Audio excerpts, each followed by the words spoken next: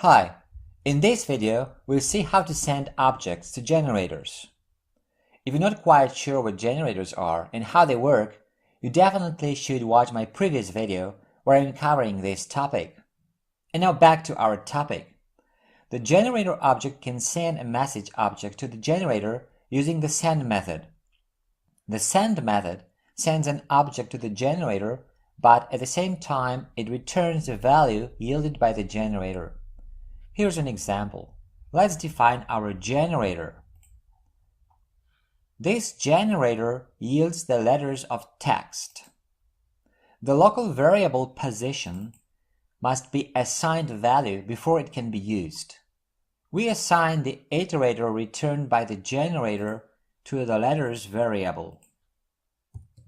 Letters equals letter generator with the following text: A, B, C, D, E, F, G, H, I, J, K, L, M, N, O, P, Q, R, S, T, U, V, W, X, Y, Z. Now we can start the generator and let it yield the characters in the text pass as an argument to the generator, so this text. Before the generator object can send an object to the generator must be started. That's why we need to use a next function call before the first send call. Otherwise, we would get an error. So let's start the generator. Next letters.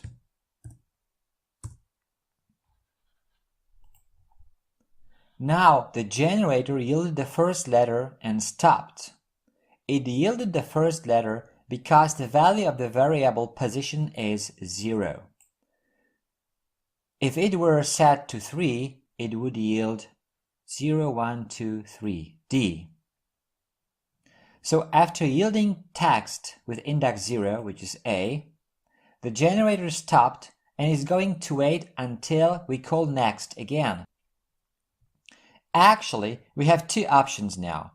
We can start sending a message object to the generator using the send method, or make it yield the next character by using the next method. Let's try the letter. Next letters. B. Now the generator function resumed at the point where it had left off before, so after the yield statement here. The value of the variable position is still remembered, it's 0. The next method actually also sends an object to the generator, which is none. As the object sent by next is none, the position variable is incremented by 1, and text with index 1 is yielded, which is B. The generator stops again and is waiting for the next message, which can be either none from next or another value from send. The object sent by next or send is assigned to a variable in the generator, here called message. Now let's see what happens if the generator object, which is the letters iterator, sends an object using the send method. So, letters send 7. The object sent is 7, and we get H. So this time the message is not none, it's 7. So this piece of code is executed. Position is set to the value passed in the message. So it's set to 7. And text with index 7 is yielded, which is H. The execution of the generator stops after the yield statement again. It's waiting for another next or send message. Let's use next this time. So, next letters. I. Now, as the generator receives the none message from next, the value of the position variable is incremented by 1, and now it's 8. So text with index 8 is returned, which is I. And now let's send the message 12 using the send method. Letters send 12. Again, the message is not none, so it's assigned to position, and text with index 12 is returned, which is M. Let's try next this time.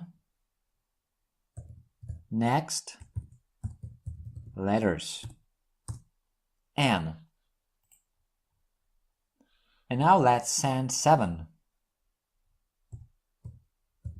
Letters, send 7, H. And one last time, let's call next again. Next, letters, I. So this time we get text with index 8. And we could go on and on like this. Okay, that's it for this video. If you like it, a thumbs up would be great. Also, make sure to subscribe for future videos. If you want to leave a comment or ask a question, you're welcome to do so. Thanks for watching.